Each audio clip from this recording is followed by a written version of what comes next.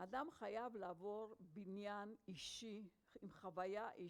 person has to come with a personal experience, with his personal truth in order to gain the real truth and to obtain true meaning and significance.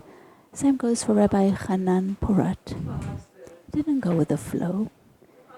He paved a new road. You know, he could have continued learning, studying Torah, but he came back to the place of his birth, to the homeland, and after the 6-day war, Rabbi Hanan Porat came back to these places, to these territories.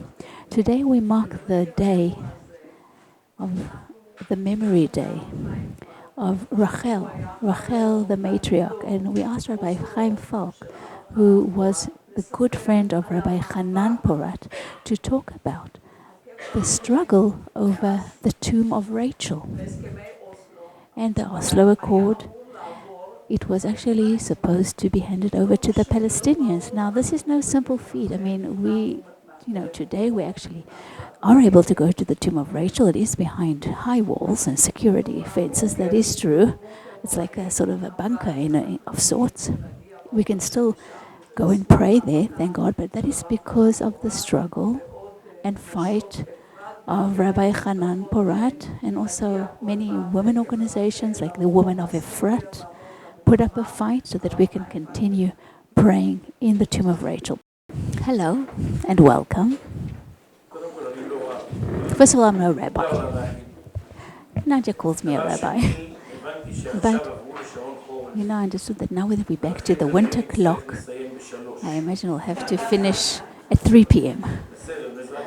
Okay, so thank God we'll be finished till 3 p.m. I'm kidding, of course. But you know what? I was told to talk about Rabbi Hanan Porat, but it's not enough. It's not enough time. I too want to start with something that I learned from my teacher and mentor, Rabbi Hanan Porat, which I think reflects his personality. And maybe this will be some sort of a preparation for the stories that I will share with you today.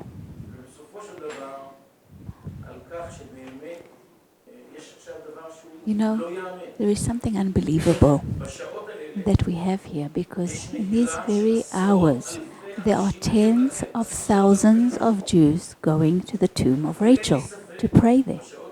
And I have no doubt, it's happening right now, it will happen on Sunday, because this year the day of her passing falls on the Sabbath, tomorrow.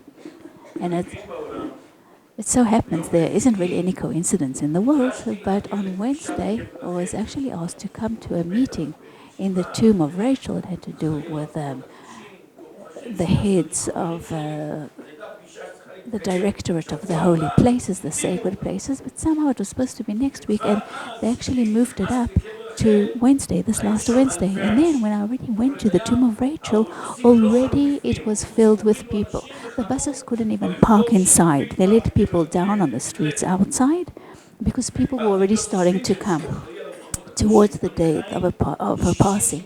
And I was told, 60, 70,000 is the minimum we expect to see. And I have no doubt. Of course, I am biased. But, with all the different stories that I know that the person who actually did the most, the person was actually able to, halt that awful thought that we might hand over the tomb of Rachel to the Palestinians. It was definitely my rabbi, my teacher, my mentor, Rabbi Hanan Porat. But let me begin with something from the weekly portion of the Torah that very much relates to what is happening now. It's written at the beginning of the biblical portion for this week. They went out to leave for the land of Canaan, and they came to the land of Canaan. If you've learned the Talmud, you may know this, that if there is an extra vav, an extra letter of vav, you have to go and see why there is an extra vav, that letter that symbolizes the word and in Hebrew, because nothing is extra in the Torah. Rabbi Yonatan Ha'amusi would actually go and interpret and give commentary for every time the word et appears in the Bible. And then you reach the verse that says, Et Hashem Elokecha Tira, you shall fear Lord your God. Why is there the word et there? Okay. It's difficult to translate the word. But this is a saying, this is a commentary from the Rabbi of course. What does it mean? That you not only fear God, but you have to fear Torah scholars, and they too have to fear God. So what does it mean? Why do we have these extra words in this biblical portion? They were left to go to the land of Canaan, and they reached the land of Canaan.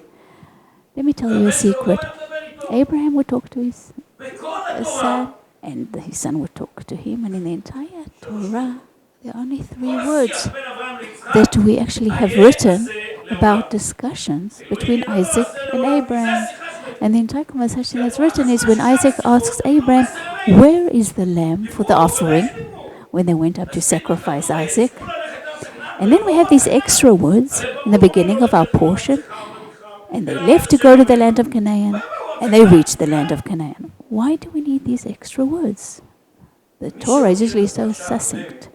If you're familiar with the previous portion, and you even remember what happened last week when we ended with Noah, maybe you can understand what is written in our verse. It's written, and they left to go to the land of Canaan, and then they reached Haran, and they were there. And it's written that Terach took all his children from Ur-Kasdim, and he leaves to go to the land of Canaan. God didn't tell him. There wasn't a godly commandment, but he decided to go. He decided to leave Ur-Kasdim towards the land of Canaan. That is what he decided. So he left for the land of Canaan, and then he arrived in Haran on the way, and he settled there.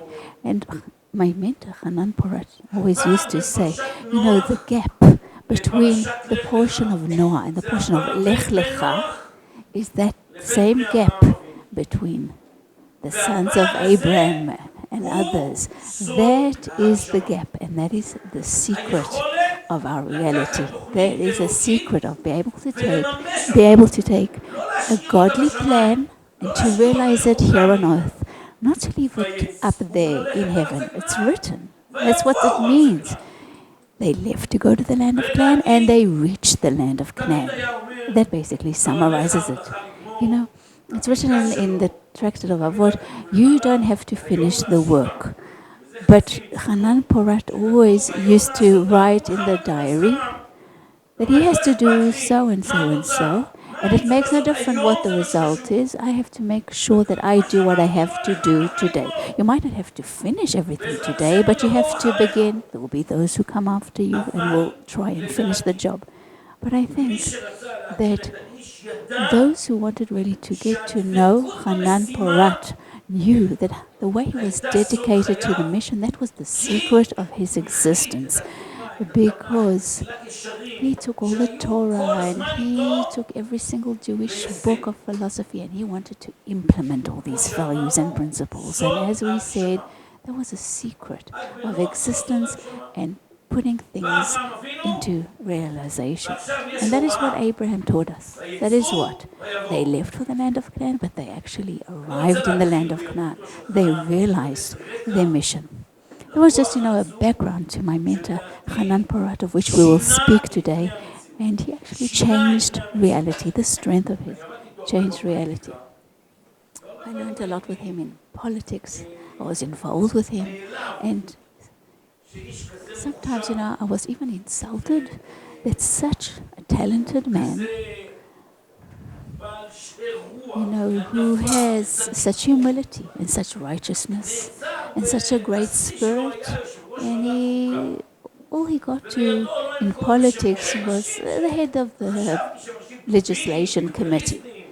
But he understood so much. He was an expert in so many ways, and so many other politicians that, half as good as he was, became ministers in the Israeli government, but he never did. So much so that one time I recall that when there was a small Knesset, there were 2 members of Knesset sitting in the same room. And I was a parliament assistant during that time. And I said to him, Hanan, listen to me. He actually told me at the time that Zvulun Hammer, who was a minister then, told him he would be a member of the committee for judge appointments. That's a very important committee, by the way. And then there was the Mafdal, the faction of the Mafdal. If you know what the Mafdal is, if you recall, they had a meeting. And in this committee, they handed out roles. So again, the assistants were allowed in, but it was a sensitive meeting at the time. We said this. They said that the assistants are not allowed in for the time. So, and I said to him, I can't believe it. We have to fight for this. You're a public elect. People want you to have this role, being on the committee, the judges committee. And he said, don't worry. So they go into the meeting. I wasn't allowed in at the time. The meeting was over. He comes back to me and he seemed very happy. And I say to him, "No, what happened? Should I say Mazel Tov to you?" And he said, "Yes, absolutely. Mazel Tov, congratulations, but not to me, to the other guy. Mazel Tov to another guy." I said, "Hanan, come on. Why do you let people do this to you? We elected you. Why do you give up? Why do you give it over to other people?" Okay, so what? So I was elected. What's the problem? I was very angry. I thought he was making a big mistake and I thought I was completely wrong. But in retrospect, when I look at it today, I don't want to mention any names, but let me just say as follows. The ministers and the members of Knesset, and definitely those who have passed away, what Hanan was able to do as a result of the fact that he saw another person crying and he gave up and he let it go. And every time somebody tried to bypass him, he let it go. We learned a lot from him.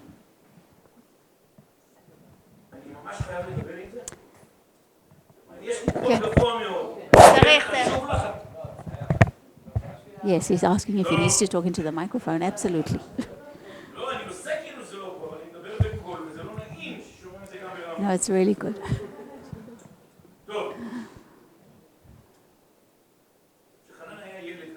When Hanan was a little boy, by the way, there are people who have known him for many more years than me. Let me just tell you that I heard different stories from Hanan Porat maybe 100 times. And maybe some of you have heard this story twice, and that's fine. But some have never heard stories about Hanan Porat, so let's repeat all the stories.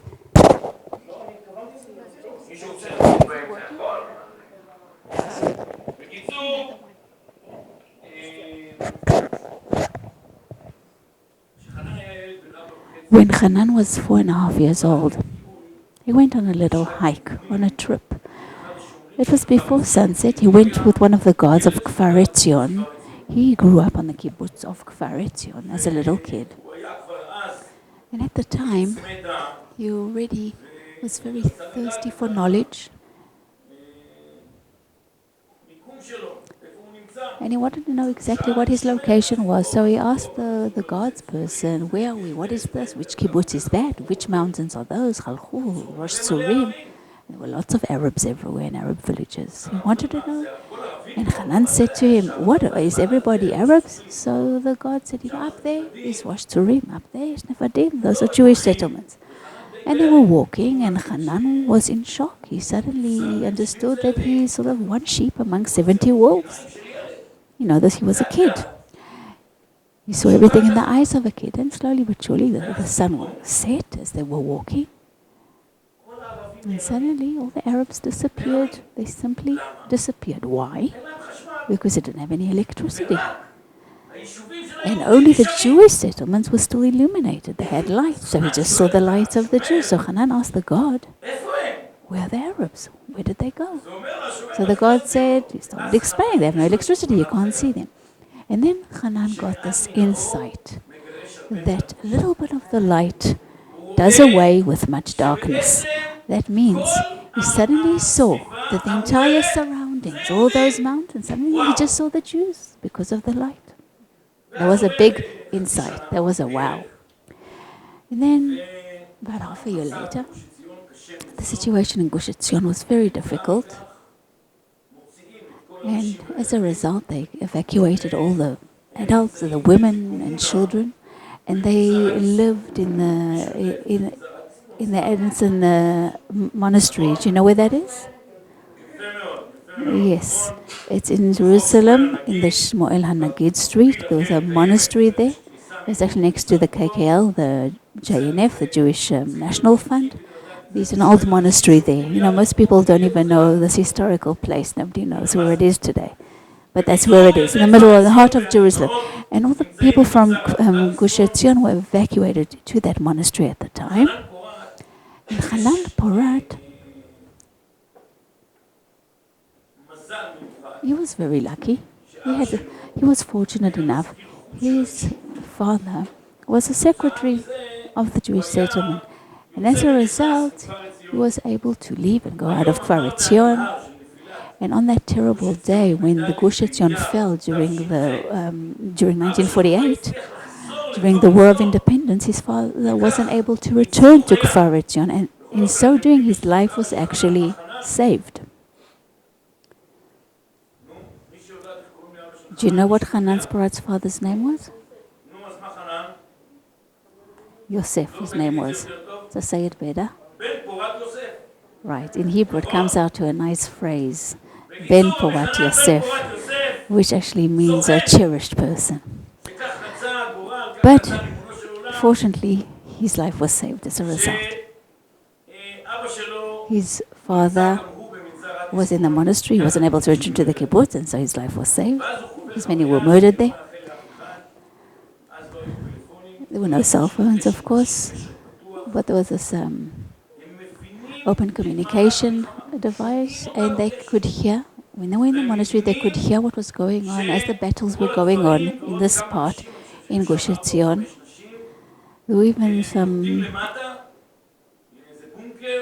few women and men who went down to the bunker here in the Gush, and they hoisted a white flag, and they could actually hear a live transmission how most of the people in the Addison monastery turned into widows at the same time because all the men who were in the Gush were killed.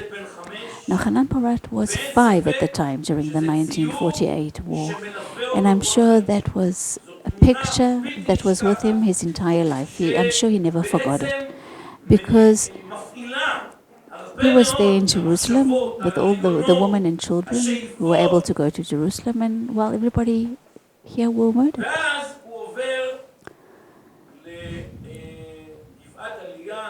And then he goes to Givat Eliyah. It's a neighborhood of Jaffa. He's evacuated with other group of people who were evacuated from Gush Etzion. And again, he was 5 years old at the time, even, pre-grader. He goes with his mother to the school Tachkemoni in Bat Yam. I hope I'm correct, if I recall correctly. Am I right? Was that the school? Okay. And the principal, he's a small boy. He was a very small-built guy. It's a small boy, short. And he wanted to see if he could put him into first grade. So the principal drew a picture for him. He drew a picture of a boy without a hand. And he said to Hanan, "What is missing in this picture?" And Hanan said, "Oh, he has no kippah. He has no skull cap." After some time, the principal says, there's a verse in the Talmud that says that whoever is God-fearing before he is even wise, in the regular wisdoms, he's the one whose faith will hold up forever. And indeed, that was true of Hanan. By the way, he was very naughty, a very naughty kid. He was athletic, he took risks, and he was also very clever. He would always read books. He read War and Peace at a young age and all sorts of classics. And today, people can't even take it because it's too heavy to even hold in your hand. Dostoevsky and the other great Russian classics, people are even wary of beginning to read them. But he read them at a young age. He would swallow books together with the fact that he was just environment friendly, let's call him so. During his bar mitzvah, he got his bar mitzvah when he was in the 10th grade. Okay, that doesn't usually happen. I mean, most people become bar mitzvah again when they're much younger, but he is in Kfar Haroeh at the time, and he's very much connected to Rabbi Neria. But he's naughty. Sometimes he gets kicked out and suspended. But again, I think at around the bar mitzvah age, he becomes part of a very special group. I think, the Israeli people here know the Chassamba books. Chassamba books was actually books about the secret group of boys and girls who would solve mysteries. So they were part of this group in Kfar Etzion. And every year, this group would go to the Kibbutz Lamed Hay, and they would actually look at that oak up on the hills. By the way, that famous oak is why the settlement nearby Alon Shvut is called. Alon means tree in Hebrew. So that group of young boys would go up to that mountain, look at that oak far away on the mountains, when they're around 13 years old, and say, we swear hereby to go back to those areas that weren't under Israel at the time, where that oak was, right here up on these hills. Again, about 19 or 20 years, this whole area wasn't under Israeli rule, between 1948 and 1967. But during those years, that group of boys would go up and swear they would come back. And then it was a 6-day war. But maybe before, let me just give a little introduction, just so that we understand what are we talking about. He learned in the yeshiva of Kfar Haroeh. And with Rabbi Neria's recommendation, he goes to learn in Kerem B'Yavne yeshiva. And he was a good kibbutznik. He comes with sandals and with shorts, as is the custom on kibbutzim. And before they start learning, the first month of learning, they stood outside and they chose their learning partners, their chavruta. And Rabbi Goelman, I think Rabbi Yitzchak Shilat was there, and some others.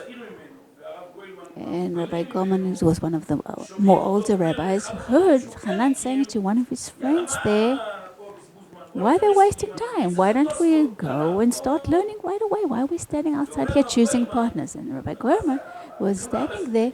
He said, wow, look at this little lad with shorts and sandals, and he's already giving instructions, and he's saying, let's go in and learn Talmud, like what's going on? And Rabbi Goelman said, within a very short time we understood that we are talking about a very scholarly lad with great wisdom, and there were general shiurim, general Torah lessons. Most of them didn't understand. And it was at the end of the lesson, there would be an adult who would summarize for the younger people. But after a short time, he would be the one to do that. He would summarize those very deep lessons. And there was a very interesting encounter between Hanan and one of the famous rabbis. He was there was a joke that says that when he was learning in the yeshiva, that the chair got the shape of Hanan's bottom because he never left it. And today there are yeshivot where you actually stand and you sort of lean against a little table. It's called a stender in the Yiddish. That you sort of stand and you rock next to this sort of half table, half chair. So, there was just a joke that was going around that he kept using this stender.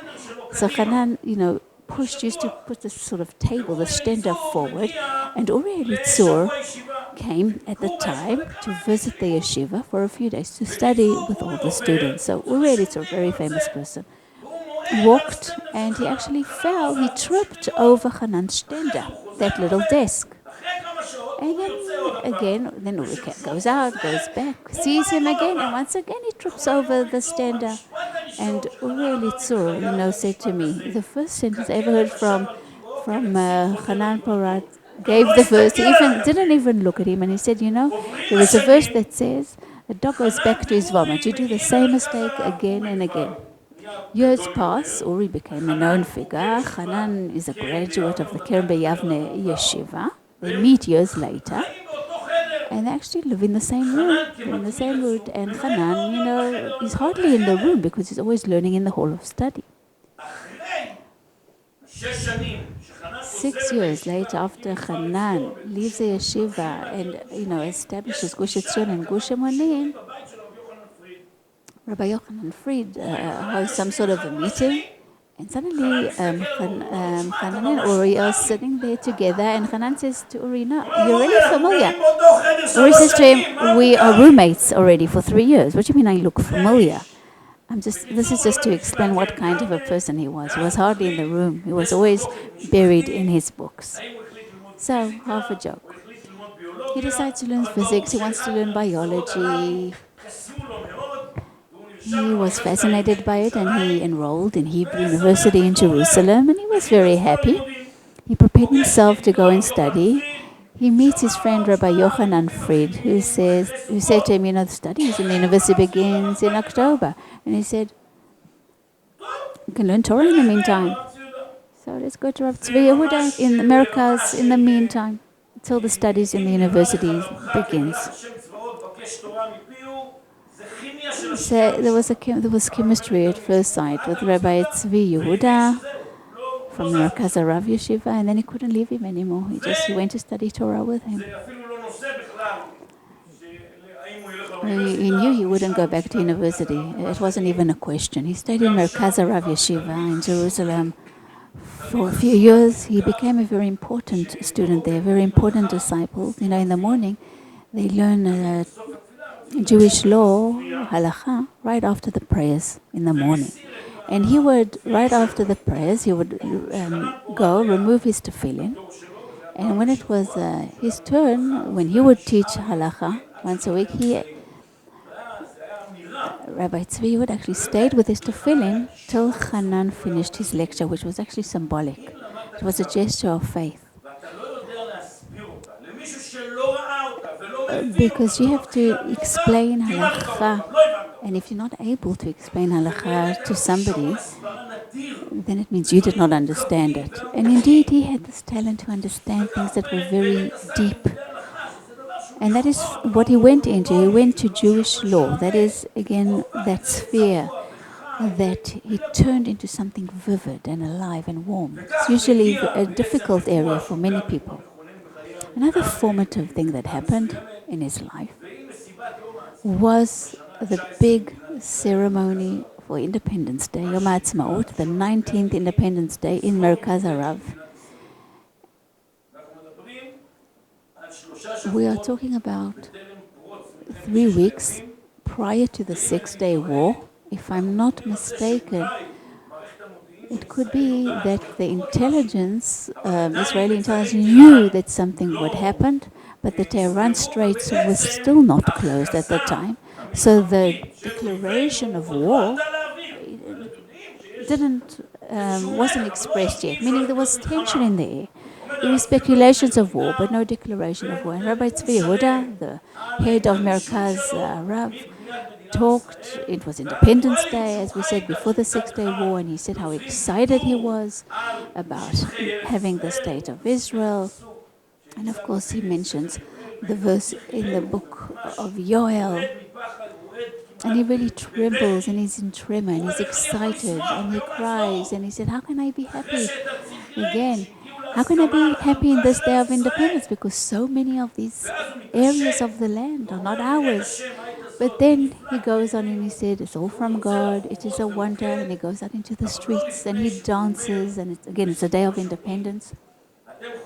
But he says to the students, he said, "Don't take this lightly. We are happy that there is a state. But do not forget those lands. Do not forget the tomb of Rachel and Hebron and Nablus. Where are they? Let us not forget them." So these are those 3 weeks. And suddenly Hanan Porat was called to reserve service in the army. And the war breaks out. And one of the greatest miracles that have befallen the Jewish people happened at the time. The Six-Day War. And suddenly Hebron, Shem, Nablus, Jerusalem, they're suddenly back in our hands. Bethlehem. This is huge revolution. It's an open miracle. We have to remember that Hanan Porat, I think, as far as I'm concerned, I think He was about 24, 25 at the time. Okay, he wasn't married yet. But again, he was still young. There were people far more important in the yeshiva at the time. But let us just remember that the 6-Day War created this spiritual sort of buzz, electricity, in the Jewish world. I won't exaggerate if I said that 1 million Jews, yes, 1 million Jews, actually moved from the diaspora, from abroad to Israel in wake of the 6-Day War. Can you fathom that? That's 1 million Jews. Unimaginable. The state, the entire state was 3 million at the time.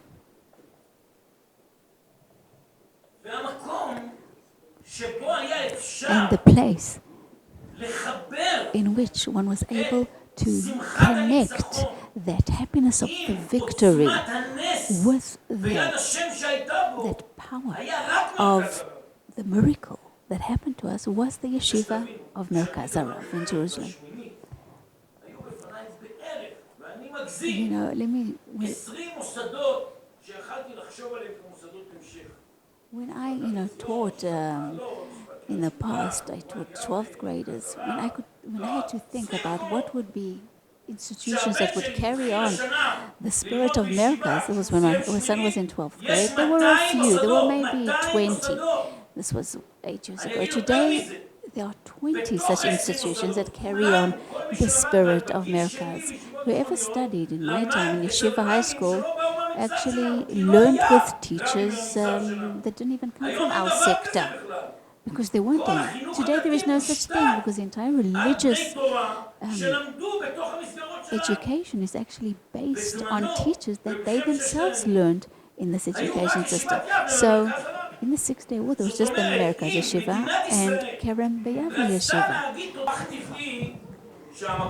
It is only natural that in a place where one can express that spiritual excitement that was going on at the time after the 6-Day War and the victory of the 6-Day War, it was only natural that it take place in the Merkaz Harav Yeshiva. And there was a great ceremony, this great gratitude event, how shall we call it? And of course all the great rabbis of the time came.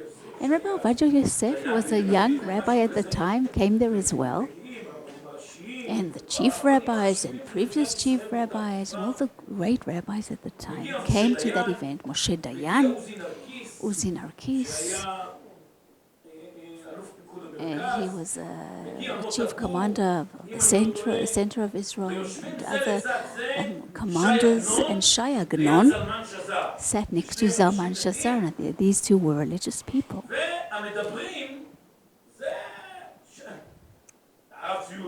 And of course, who spoke there? Rabbi Tzvi Yehuda, head of the Merkaz Harav, and some of the most important rabbis spoke there at the event.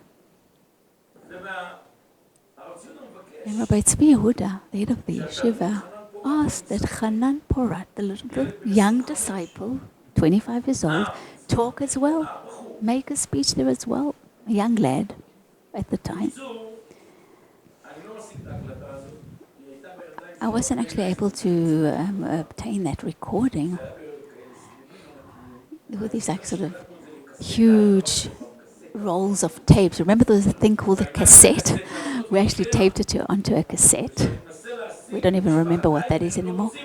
And I talked to the family, recorded, and I wasn't able to obtain that recording. But the gift that I did get, he gave me the recording at the end, but he also gave me a recording of another rabbi before, and suddenly I heard these beautiful lectures from that event.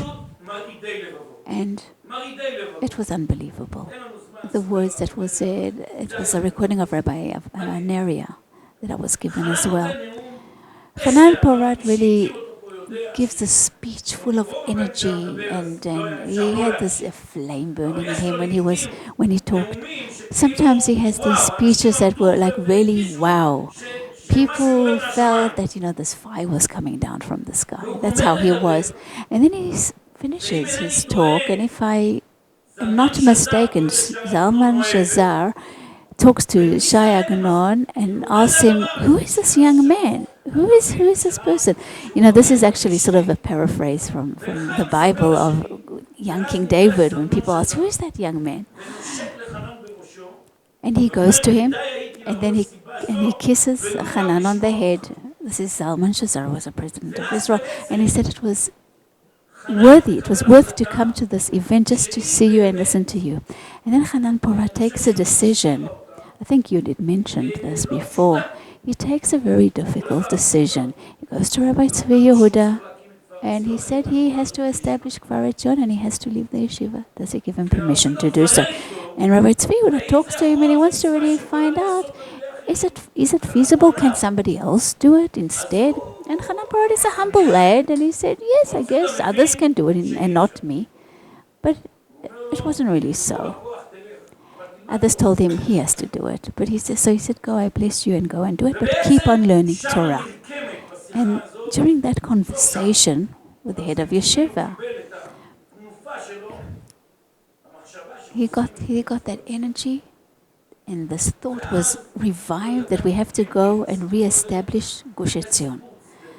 There is another story, a secondary story, which may actually have within it that secret to the establishment of Kfar Etzion.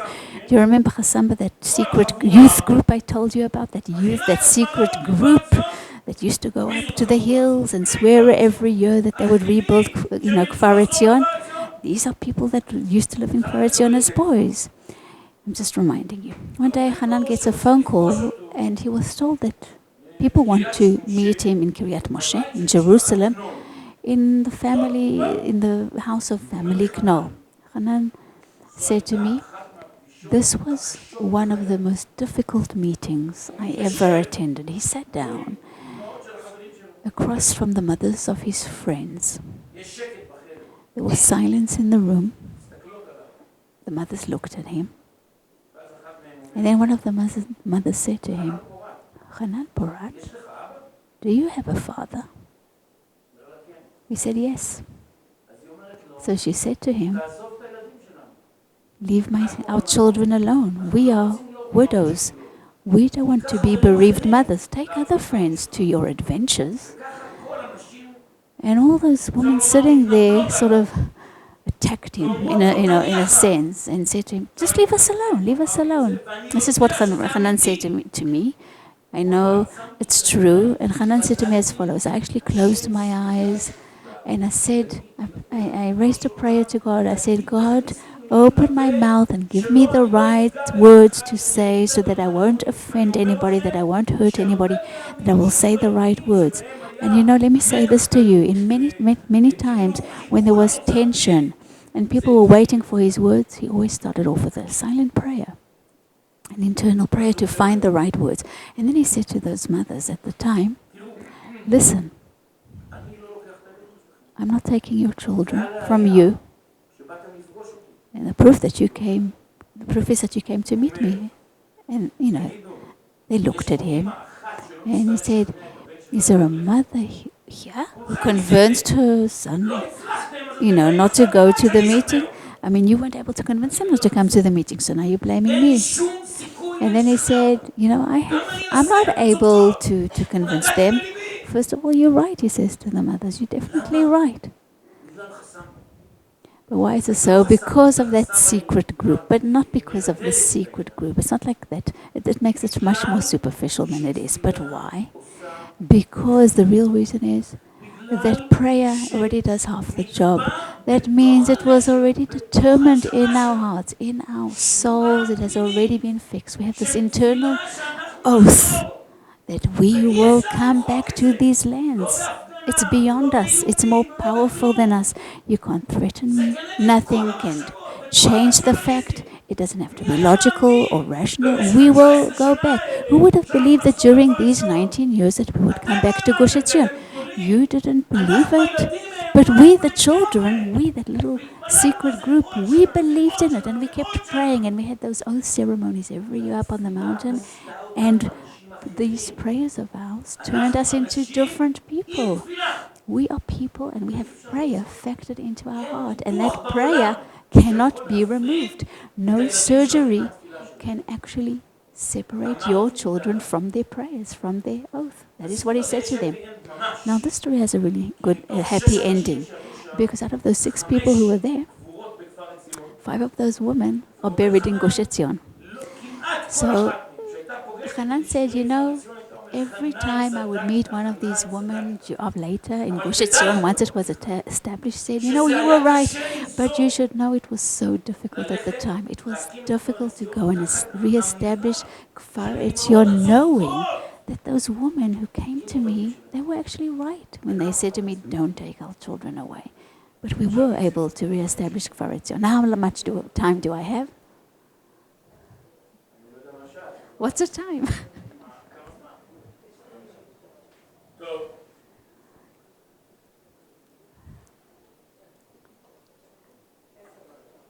Till 10:15, shall we say? Okay. Now I'm saying in short, when people say in short, it means they're going to be very lengthy now. That's how we speak. So you know what, I'm going to actually skip quite a lot, because we really don't have much time. But let's say as follows. Days passed, and I was fortunate enough to be with Hanan Porat in the Knesset and all sorts of enterprises. And he always had the words light. The word orot, lights, came into every enterprise. Books he wrote, things he did, always had the word light inside.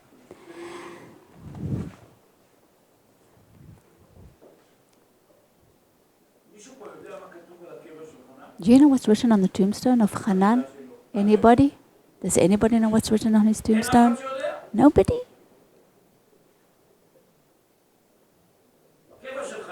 On his tombstone it is written, there's one sentence. Okay? Right in the center of the grave. I was actually there. I visited the grave this morning, and it's written as follows. Benafsho yavi chalomo, which means with his soul he shall bring forth his dream. It's actually an expression that is a sort of a paraphrase from the prayer of Yom Kippur that's written, Benafsho yavi lachmo, he shall bring forth and carry his bread. But it's actually mentioned at the end of the book about Herzl.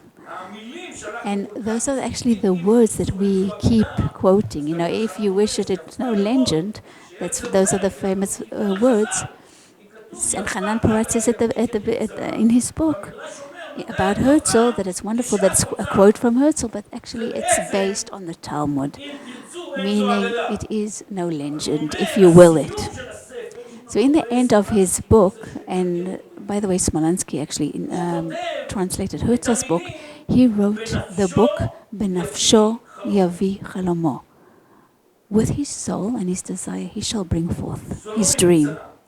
This is not just an anecdote for you, but Hanan would actually dream at night and would wake up in the morning to realize the dream. He was such a special man that, if we have a dream to sort of win the lottery, or, to have a good family, those are our dreams, right? Okay, let's say my dreams just, relate to my close environment and my family. His dreams were very collective. He saw the entire people of Israel in his dreams. And one day he said to me as follows, don't even ask what I dreamed last night. I said, okay, I won't ask.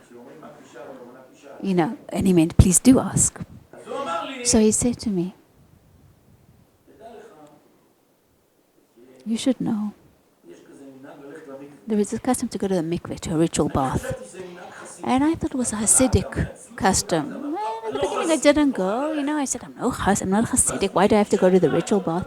But then I suddenly found out that the Gra, who was a non-Hasidic rabbi, used to go to the mikveh.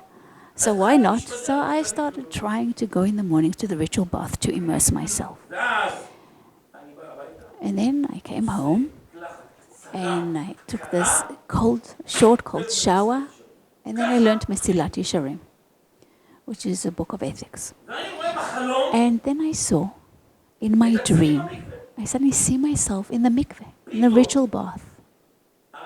And suddenly, behold, Rabbi Taub, and by the way, they hardly ever spoke with each other. I think once I saw they, had a short discussion.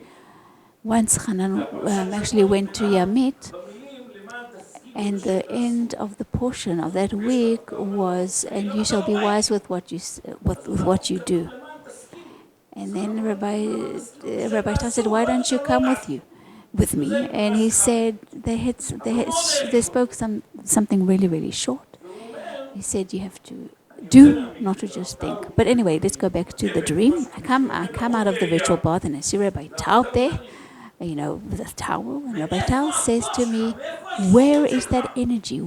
From where do you take your strength? From where do you take your energy to deal in this sacred thing? And Hanan says to him in the dream, what did I do, Rabbi? And Rabbi Tal said, I heard that you are dealing with those immigrants from Russia. Go immerse yourself again. And then I woke up. During that time, and I think it was a force of energy at the time. Kol beseder. It's a drive. It's a drive forward.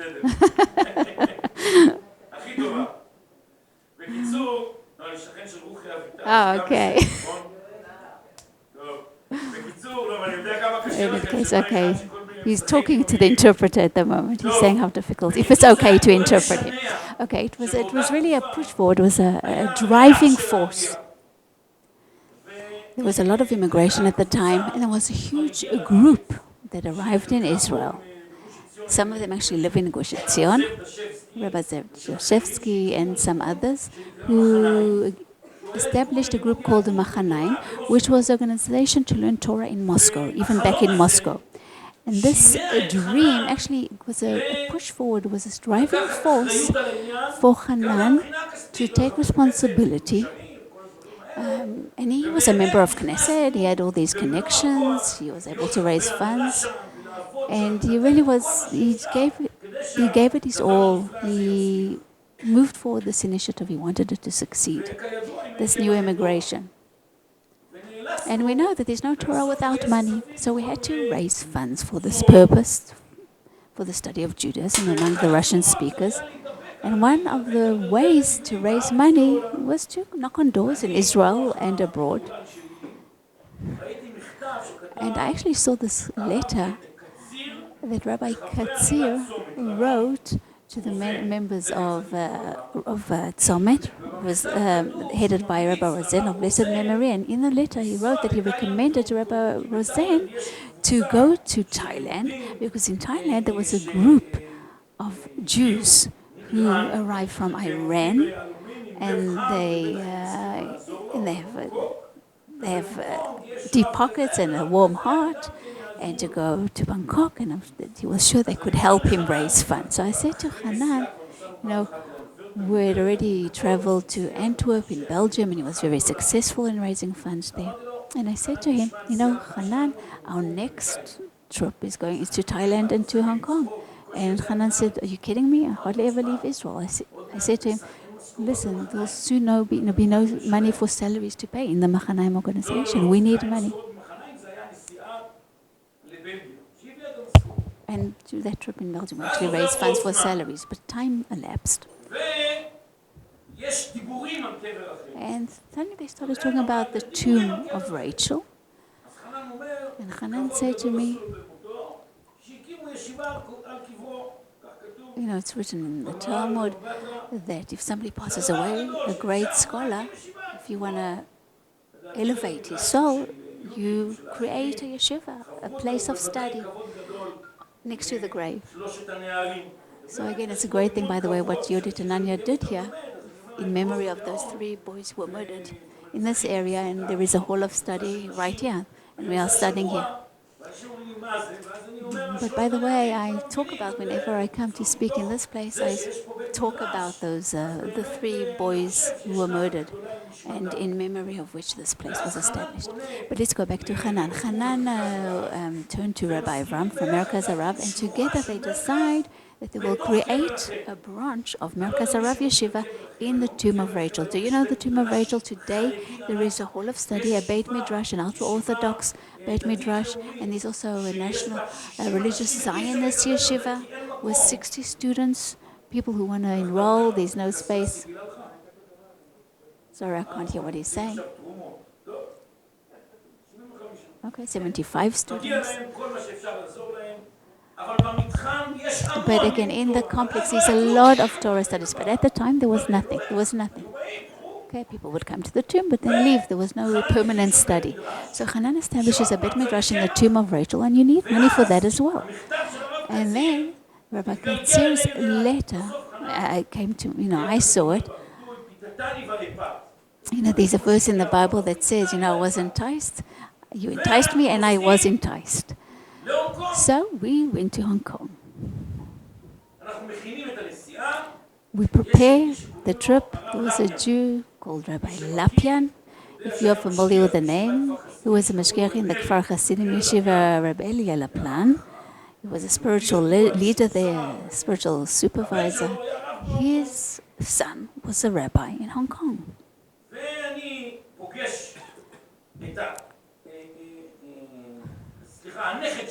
I met his grandson, and we met his father in the Ari Street in Jerusalem. He calls his son in Hong Kong, and of course he praises Hanan Porat, and the son in Hong Kong says, absolutely, let them come to Hong Kong, I will help them. And there is a Lubavitcher Rabbi Epson who's there till today. And it's just say in praise of Lubavitch, of Chabad, that there are emissaries, wonderful emissaries all over the world. So they go, and Rabbi Bakshi Doran's son-in-law also is there. We arrive in Hong Kong, and on Shabbat, we pray with Rabbi Ifton, and in the morning we eat with the Rabbi Lapian's family, and on Thursday we had dinner with the rabbi of the Sephardi community. And then there is one other rabbi in Hong Kong. And we were very much surprised, but we understood that these 4 rabbis, okay, sorry if I'm not exactly accurate, but they actually weren't on speaking terms, one with the other. That's what I understood. I understood that such things happen, that rabbis are not on speaking terms, but in a community, in a rabbi, how many rabbis are there? How many people are there? What can you be fighting over? There were a lot of answers to that question. Everyone had his own explanation why he shouldn't be talking with the other, why his kashrut was so and so. You can see, if you go to visit the Jewish Community Center in Hong Kong, it's a huge tower. The first stories have halls of study, and there is even a gym, and there is a restaurant. And this was under dispute because in Hong Kong there is no room for just homes. It had to be multi-story buildings, and they had to decide again where the synagogue would be, and people fought over it, and what which space would be allocated, and instead, and they had to give up the synagogue, and instead they would get a study hall and other facilities. Anyway, that was part of the dispute. So again, some people would say, we can't talk with them because they gave up on the synagogue, and others said, no, but we got something else instead. Anyway, there was a whole fight going on. But Hanan Porat said, we have to get all the rabbis here together to speak about the tomb of Rachel. That is why we have come to Hong Kong. So we started preparing for the evening, and the rabbis, of course, helped us, but, we wanted the rich people of the community to join in the event. And Hanan said to me, if the 4 rabbis do not come together to this event, we will not be holding this event. I said, how could we give up on this? We need the money. So Hanan said, I cannot come to talk about Rachel if there is no unity. That's what he said. He said, of course I will talk to them. I will go to each rabbi and speak to them. And he went to every single rabbi and he said, listen, we want to prepare an event. I don't care about the rich people. If you do not come, all of you, 4 rabbis together, we will not hold this event, and I'll go back to Israel. And he was able, as he always was able, to move rocks and mountains, and they all came. Of course, there were jokes going around, some insults, but they came. This Hanan was a genius, and again, he had connections. He wasn't a great orator, by the way. He spoke half in English, half in Hebrew. And he said the tears of Rachel, and he actually started crying. And he started crying about the unity of the Jewish people, about these rabbis who weren't on speaking terms. He started crying. He said, she said, when the verse says, Rachel cries for her children, who do you think it refers to? It refers to you. And he was actually crying. So we came back to Israel, and the yeshiva of the tomb of Rachel is established. And then there's a terrible catastrophe called the Oslo Accords. And during the time, there are agreements that are signed. And the agreements actually say that we waiver the tomb of Rachel. We give up on the tomb. There's actually this discussion you can see on YouTube.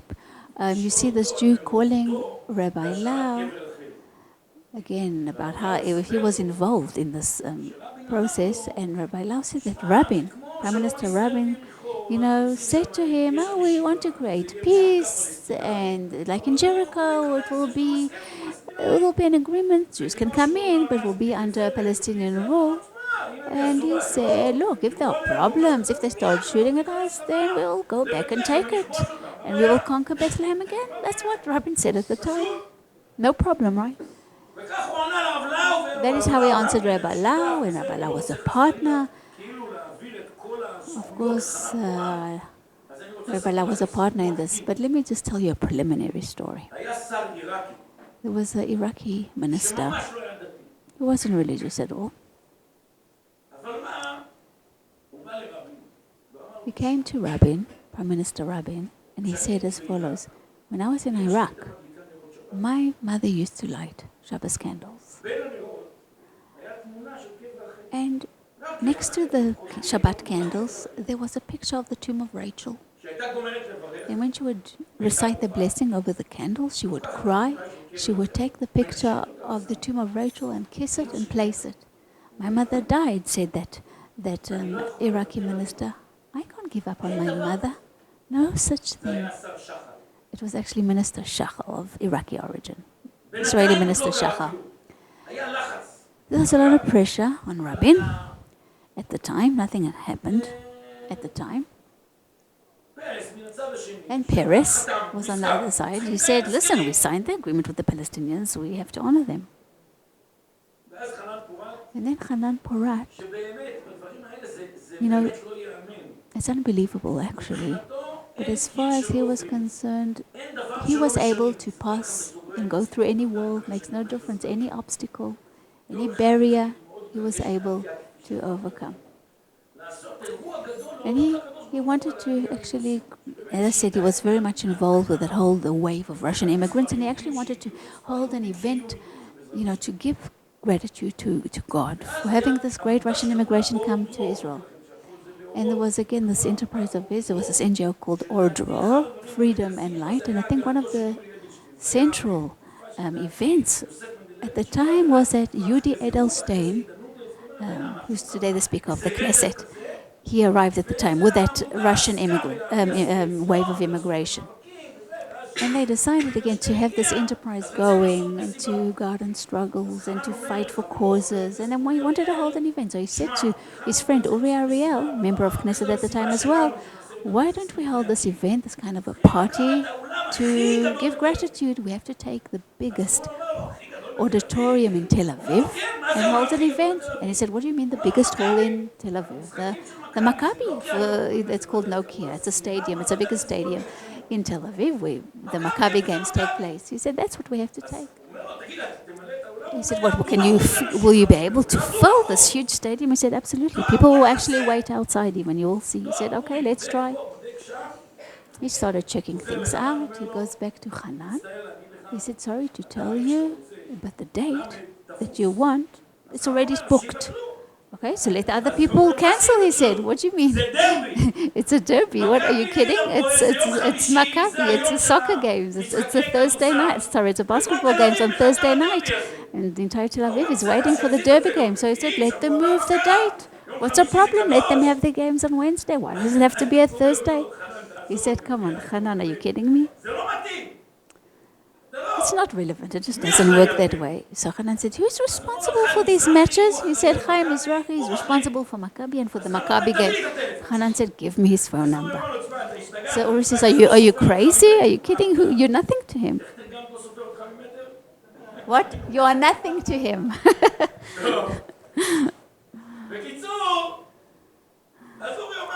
So he said, okay, you know what, I'll give you the number.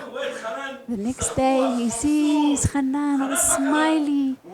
He said, what happened? Uri Mizrahi will actually come to our event on Thursday. Yes, actually. He said, what did you do? He said, I went to his home and I did not leave until he promised me that he would change his event. So it was Shimon Mizrahi. Thanks for the correction. So what am I trying to demonstrate? If Hanan had a mission, he had a goal, he would achieve it. For any tiny thing, he would go to the Prime Minister. If a road was blocked, for whatever it was, he used to move mountains. Anyway, he sets a meeting with Prime Minister Rabin. They gave him a lot of respect, by the way. He came with maps. He did his homework before.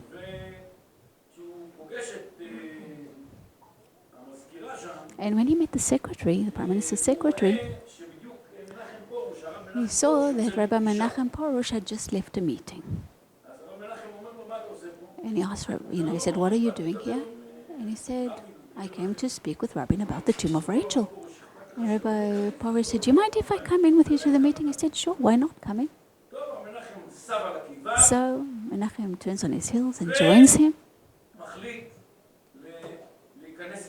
And he goes into the meeting with the Prime Minister, and they say to the secretary, there's a slight amendment. They'll be meeting, both of them, with the Prime Minister. They go in, and Hanan starts explaining to Rabin again, this is how it will work, and it's exactly a kilometer from Gilo, and if we give the tomb of Rachel to the Palestinians, they'll be shooting at Gilo, neighborhood of Jerusalem. It actually happened later on. And somehow he was able to convince Rabin that at least the tomb of Rachel has to remain in our hands. But he wasn't really able to convince him. Rabin says, I'm really sorry, I actually understood, but you know what? If you had come a month ago, it would have been suitable. But now that you have come, we've signed all the papers. We have signed the accords. We're a state, we're a sovereign state. We don't play games. Our signature is written there. And Hanan Porat suddenly starts crying. And he was pretty old there. Rabin starts crying, and he was much older than Hanan Porat. Rabin turns to him and says, what happened? And he was crying and crying. And he held him, and he caresses him. And Rabin wasn't such, this very touchy sort of person. And he kept mumbling, the Mother Rachel, Mama Rochel in Yiddish. And Hanan said, don't you understand? He's crying for his mother. So he said, what happened? Did something happen to his mother? No, he's crying about the matriarch Rachel, everybody's mother. Rabin could not withstand these tears. He called Peres and he said, Shimon, I want us to change the accords when it comes to the tomb of Rachel. And now when I write these minutes, tens of thousands of Jews are there praying. So this reality, where you can see that the stubbornness and this insistence and the faith of one person brought about this reality that we are still able to pray there. And it's because of that road that was paved.